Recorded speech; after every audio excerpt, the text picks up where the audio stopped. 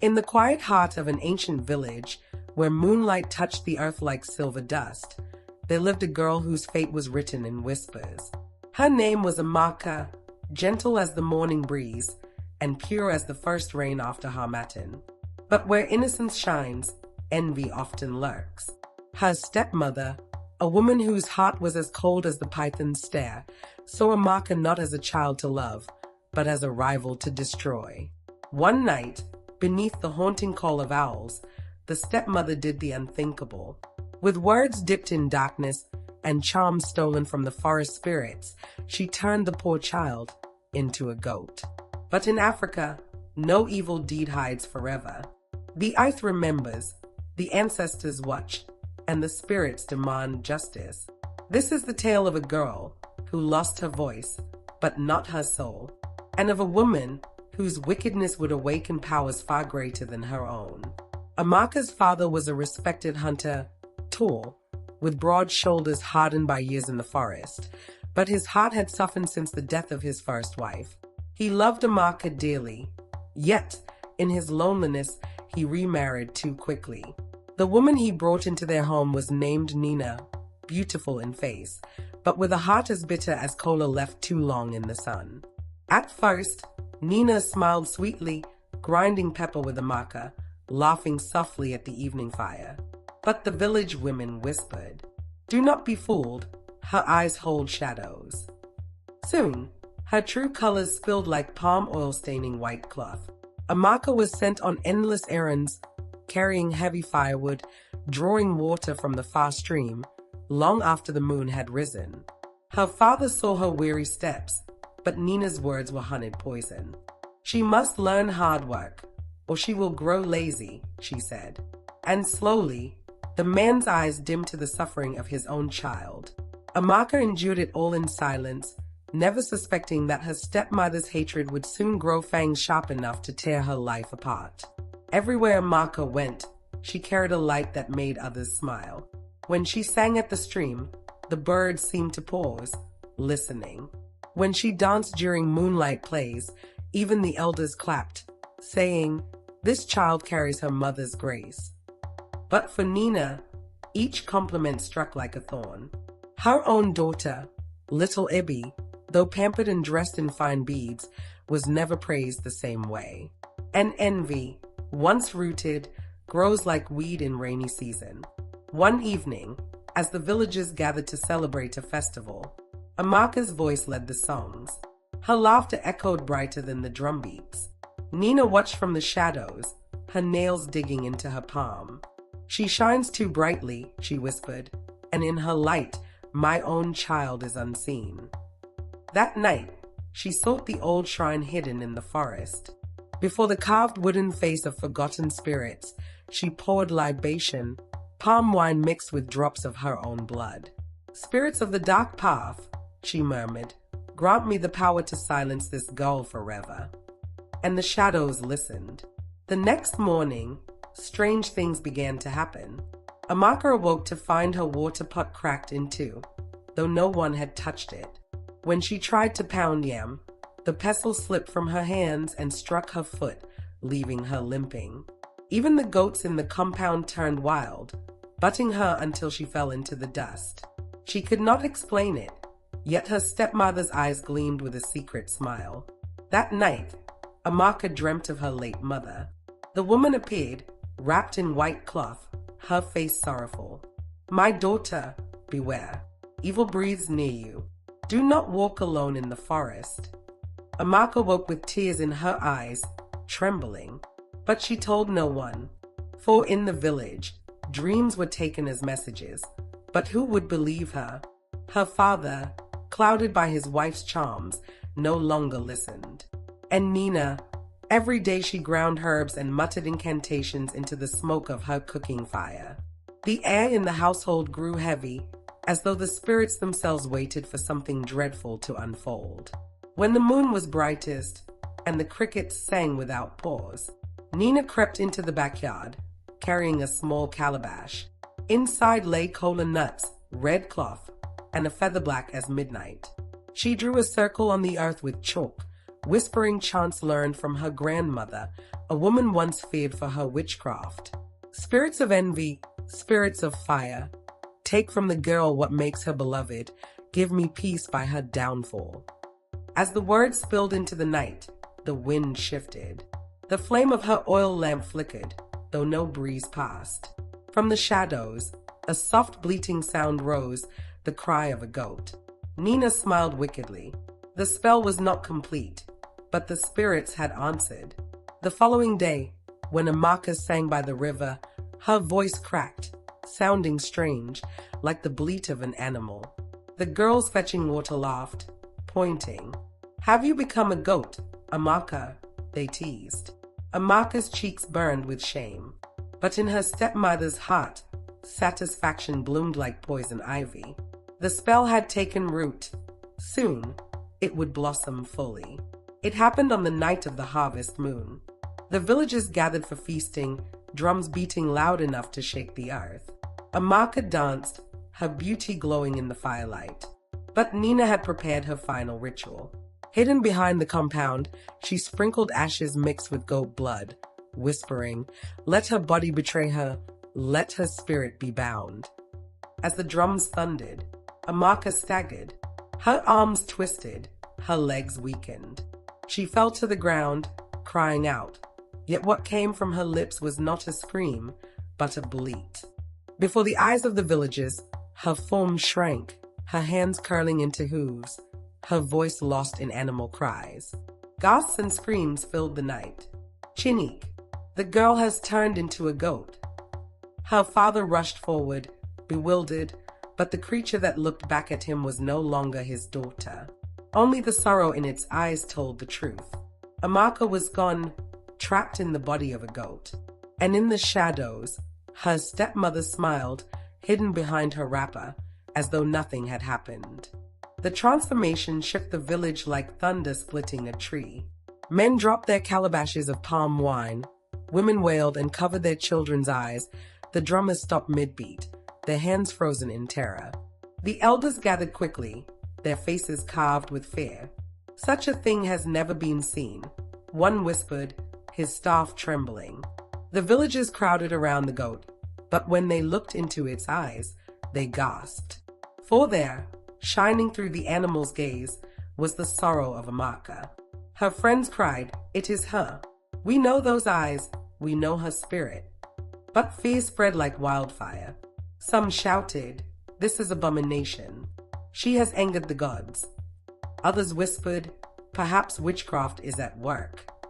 In the confusion, Amaka's father held the goat in his arms, his heart breaking. "My child, what has happened to you?" he murmured, tears falling on her fur. But from the crowd, Nina raised her voice, smooth and poisonous. "This is punishment. The girl must have meddled in forbidden things. Why else would such evil befall her?" And just like that, suspicion began to cloud the truth. By dawn, the village was thick with gossip. Some said Amaka had angered the river goddess. Others claimed she had spoken rudely to an elder and was cursed. The shrine priest was called. He examined the goat carefully, chanting incantations, throwing cowries onto the ground. His eyes grew troubled. "This is no ordinary matter," he said slowly. "A spirit has been forced into this form. Only great wickedness could cause it." But he did not name the source. Nina kept her face lowered, pretending to weep. "Oh, my husband," she whispered, "what shame this child has brought upon us. Let us hide her before the village turns against our family." Her words, like venom wrapped in pity, poisoned Amaka's father's mind. He agreed to keep the goat hidden in the compound. But the whispers did not stop. Children mocked, throwing stones at the fence. Men shook their heads, saying, "No family with such abomination should join in the harvest feast." And through it all, the goat that was Amaka wept in silence. Her human soul longed for freedom, yet her bleats only echoed pain. At night, when the village slept, Amaka's father sat by the goat pen, staring at his daughter. Her eyes followed him, full of sorrow he could not bear. He remembered her mother, how she had begged him on her deathbed, "Take care of Amaka. She is the light of my soul." Now that light flickered, dimmed by something he could not explain. He questioned himself. Had he failed her? Had his new wife been too harsh? But Nina always had answers, sharp and cutting. She is cursed, husband. Perhaps she inherited her mother's sins. Do not blame yourself. Yet her words never comforted him. One night, as he watched the goat, he heard a voice, faint, like a whisper carried by the wind. My father, do not abandon me. He staggered back, trembling. Amaka, he whispered into the night. The goat's eyes glistened with tears, and he knew then, with chilling certainty, that his daughter's soul was still alive within. His heart burned with guilt. But what could a simple hunter do against powers that turn flesh to beast? Far beyond mortal eyes, in the land of spirits where the ancestors dwell, Amaka's cry reached them. The ancestors gathered beneath a great Iroko tree, their forms glowing like fireflies in the dark. This child has been wronged, said one elder spirit. Her fate has been twisted by jealousy. Another spirit lifted a cowrie shell, gazing into its depths. Her stepmother has meddled with forbidden powers. She has summoned forces not meant for the living. The spirits murmured in anger, yet they did not act swiftly. For in the way of the ancestors, justice moves like the river, slow but unstoppable. Instead, they began to weave signs into the mortal world. The shrine priest dreamt of a goat crying like a girl. The oldest woman in the village woke to see a shadow at her door, whispering, "Truth is buried in your midst." Even the trees seemed to sigh when Amaka's name was spoken. The ancestors were watching, and their patience was running thin. While the village feared Amaka, and the father wept in silence, little Abi, Nina's daughter, grew restless. At first, she had enjoyed mocking her stepsister Turngoat. She threw pebbles at her, laughing with the other children. But each time, the goat's eyes stopped her. Those eyes did not belong to an animal. They belonged to Amaka, the sister who had once carried her on her back to the stream. One night, unable to sleep, Ubi crept out of the hut and whispered to the goat, "Sister, is it you?" The goat bleated softly. A tear rolled down its face. Ubi's heart clenched. She had always loved Amaka more than she loved her own mother's harshness. Fear battled with guilt inside her. Could her own mother have caused this? She dared not speak aloud. But from that night, Ubi began leaving food secretly by the goat's pen, and when no one watched, she stroked its fur. Though young, her heart carried the first spark of truth, and it was through her innocence that the ancestors would soon find a voice. The shrine priest began to dream night after night. Each time, the same vision returned, a goat standing at the edge of a river, its eyes filled with tears. When he tried to walk closer, the goat spoke in a voice half human, half animal. "Help me. I am not what I seem." He would wake sweating, his staff clutched tightly in his hand. On the third night, the ancestors revealed more. He saw Nina kneeling before a dark shrine, offering cola and blood. He heard her chant words that bound the spirit of a child into the body of a beast. When he awoke, he trembled with dread. He knew now that Amaka was innocent, and that her stepmother's envy was the true root of evil. But the priest also knew the danger. Exposing a woman shielded by dark powers could cost him his life. So he prayed at dawn, asking the ancestors for guidance. The cowries rattled in his hand, and the message was clear: the truth must be spoken. But the innocent will lead the way. His eyes turned toward Ibi, for her purity might be the key to breaking the curse. Ibi's heart grew heavier each day. Her mother's face, once comforting, now seemed cruel, her words sharp, her eyes full of secrets. Ibi could no longer carry the burden. One morning, she approached the old woman of the village, Mema Ijeoma, known for her wisdom. "Mama," she whispered, trembling, "I think my sister has been bewitched." The old woman studied her carefully, her wrinkled eyes deep with knowledge. "What makes you say so, child?" Ibis' voice cracked. "I saw my mother in the night, at the shrine in the forest. She was chanting, and when I came home, my sister was no longer herself." Mama Gioma sighed deeply. The spirits have revealed this matter to you for a reason.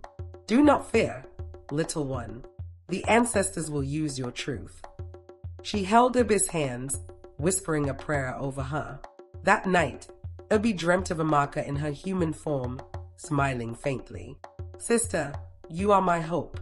Do not let silence bury me. When Ibi woke, her fear turned to courage.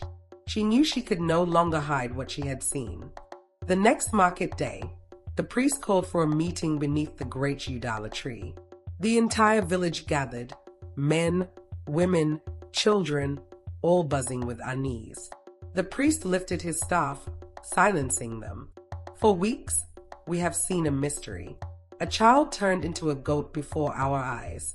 And we have whispered, we have judged, but today the spirits demand the truth.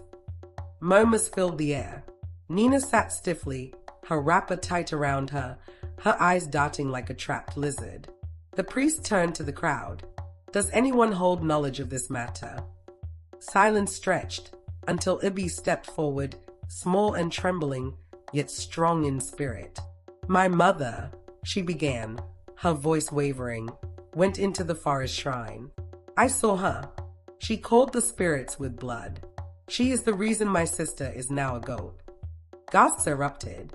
Women covered their mouths. Men shook their heads in disbelief. Nina sprang up, shouting, lies. The child is confused. But the priest struck his staff against the earth. The ancestors confirm her words. The evil rests not on Amaka, but in the hands of her stepmother. All eyes turned to Nina. Her beauty, once admired, seemed to melt into ugliness under the weight of suspicion. She tried to laugh, to sway the crowd. How can you believe the babblings of a child? But the priest's eyes burned. Then swear your innocence before the shrine. At this, Nina faltered.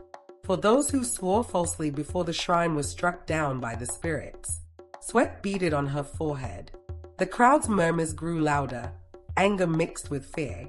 Nina's mask of gentleness cracked. Her eyes darkened, her lips twisted into a sneer. You fools, she hissed.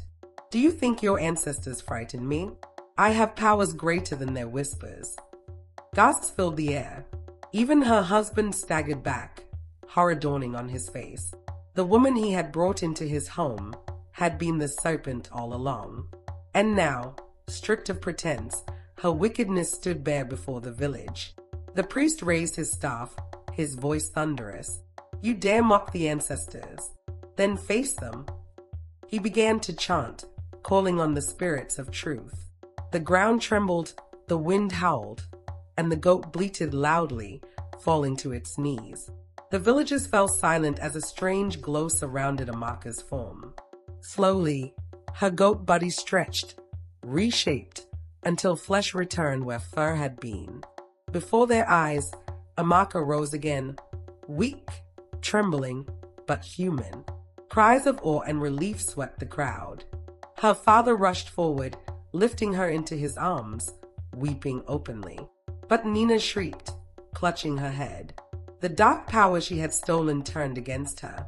Her body twisted with pain, her beauty fading like smoke in the wind. She collapsed to the ground, writhing, her voice hoarse. The priest's voice echoed. The curse you cast has returned to its owner. Let the ancestors judge you now. And as the villagers watched in fearful silence, Nina's body stiffened, her eyes wide with terror. She let out one final scream, then fell still, her soul dragged to the shadow she had once served. When Nina fell silent, the air itself seemed lighter. The villagers, who had trembled in fear, now shouted with joy. Amaka lives, they cried, clapping their hands, singing praises to the ancestors. Women rushed to wrap cloth around her shoulders, covering her trembling form. Men raised their hands to the sky in gratitude. The drums, which had fallen silent in dread, now beat again, slow at first, then rising in rhythm like a heartbeat of victory. Children danced in circles, chanting, Amaka is free, Amaka is free. Her father, overwhelmed with joy and shame, knelt before his daughter. "My child, forgive me. I was blind to the wickedness under my own roof. But never again will I fail you." Amaka, though weak, placed her hand on his head. "I forgive you, Papa. Let the past be buried, for the ancestors have already judged." And in that moment, healing began to flow, not just for Amaka, but for the whole village. But though Amaka was restored, the memory of Nina's wickedness lingered. Her body lay lifeless at the foot of the udala tree, her face twisted in terror. The elders gathered to decide her fate. "It is not fitting," one said, "that she be buried among the honored. Her deeds were a stain upon the land." So they carried her body to the edge of the forest, laying her far from the village's sacred grounds. As they lowered her into the earth, a sudden storm rose, though the sky had been clear. Lightning cracked, striking the soil where she lay. The people gasped and hurried away, muttering, "The spirits have taken their payment." From that day, mothers warned their children, "Never walk near the edge of that forest at night, for the spirit of the wicked woman still wanders, restless, seeking peace it will never find." Thus, Nina's name became a curse, a reminder of what envy and jealousy can bring. Though restored to her human form, Amaka carried deep scars. At night, she sometimes woke with the sound of bleating in her ears, her body shivering as though trapped once more. But the love of her father, the kindness of her friends, and the wisdom of the elders slowly healed her wounds. The villagers, once quick to suspect, now honored her. They brought gifts of yam, palm oil, and woven cloth, saying, "Forgive us, child. We judged too quickly. May our offerings bring you comfort." Even the children, who once mocked her, came shyly to her side, begging her to sing again. At first her voice wavered, fragile as new leaves, but soon it grew strong, flowing like a river. Her songs became sweeter than before, carrying lessons of patience, courage, and truth. And when she danced once more at the village square, the people wept, not from fear, but from joy. For Amaka's light, though dimmed, had not been extinguished. Amaka's father, heavy with guilt, sought forgiveness not only from his daughter, but from the entire village. He stood before the elders, his voice solemn. "I was deceived, blinded by beauty and sweet words. In my weakness, I allowed wickedness into my home, but never again. I vow to protect my daughter with my last breath. I vow to listen when the innocent cry." The elders nodded. "Your repentance is true. Let this be a lesson to all men, that a home is not built on beauty alone, but on the goodness of the heart." From then on, the man devoted himself to Amaka's happiness. He hunted not just for food, but for joy, bringing her beads carved from ivory, cloth dyed in bright colors, and stories told by the fireside. And when Amaka smiled again, his heart finally felt at peace. The bond between father and daughter grew stronger than ever before, bound not by blood alone, but by trials endured together. And so, children, the tale of Amaka teaches us this. Envy is a fire that consumes not its target, but its bearer. Nina, in her wickedness, sought to dim another's light, but in the end, she destroyed only herself. Amaka's suffering reminds us that the innocent may be tested, but the ancestors never sleep. Justice may move slowly, like the tortoise, but it always arrives. Remember also the courage of little Ebi, how truth spoken by even the smallest voice can bring down the strongest evil. So when jealousy whispers in your heart, chase it away before it grows into something darker. And when you see injustice, speak, even if your voice trembles. For in the eyes of the ancestors, no lie can hide, no wickedness endures forever. This is the tale of Amaka, the girl who became a goat and returned.